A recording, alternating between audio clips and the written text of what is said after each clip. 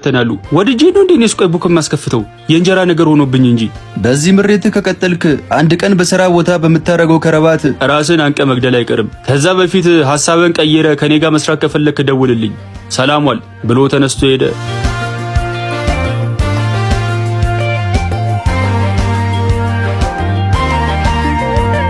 ባንክ አብሮን ከሚሰራ ባልደረቤ ጋር የሆነ እሑድ ቀን አብረን ቁጭ ብለናል። ሰማያችሁ ባለፈው መገናኛ ጋር ቡክ ያስከፈትኳትን ቆንጅዬ ልጅ ዛሬ ላገኛት እኮ ነው።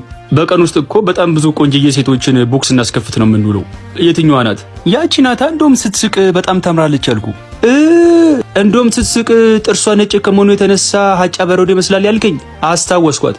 ኧረ እኔ እንደዛ ላልኩም አታጋን ነው ወይስ ድሮ የምትሰራው ቲያትር አገርሽቶብህ ገጸ ባህሪው ገብተህ ነው? ይልቅ እሱን ተወውናውን እንዴት እሺ እንዳለች ንገረኝ። ለነገሩ አንተ ብር ነው እንጂ የሌለ ምላስማ እኮ አለ። በዚህም በዛም በለ አሳመንካት አይደል?